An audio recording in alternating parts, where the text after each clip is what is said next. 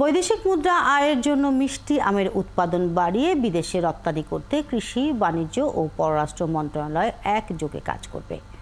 বৃহস্পতিবার বিদেশি কূটনীতিকদের নিয়ে চাঁপাইনবাবগঞ্জের নাচলে একটি আমবাগান পরিদর্শন করতে গিয়ে একথা জানিয়েছেন কৃষিমন্ত্রী ডক্টর আব্দুস শহীদ ও বাণিজ্য প্রতিমন্ত্রী আহসানুল ইসলাম টিটু।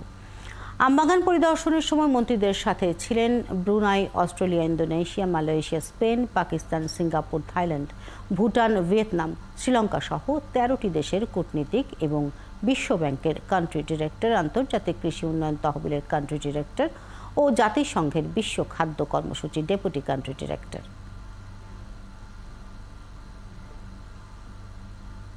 আমাদের এই উদ্যোগের কারণে আজকে আমাদের যারা বিদেশি বন্ধু যারা আছেন, বন্ধু রাষ্ট্র যারা আছেন, তারা এখানে আসার সুযোগ হয়েছে এবং তারা দেখেই তারাই সুপারিশ করবেন, রেকমেন্ড করবেন কোন আমটা তাদের দেশে যাবে। তারা এই সুপারিশের ভিত্তিতে আমাদের রপ্তানি আরো বৃদ্ধি পাবে।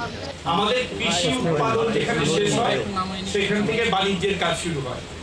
আমরা আজকে আপনাদের সামনে এখানে হাজির হয়েছি যে আমাদের এই যে চাঁপাইনবাবগঞ্জের আমটাকে দেশে এবং বিদেশে ব্র্যান্ডিং করার জন্য এখন জন্ম সনদ দিয়ে খোলো বিকাশ স্টুডেন্ট অ্যাকাউন্ট। নিজের বিকাশ নিজে কর।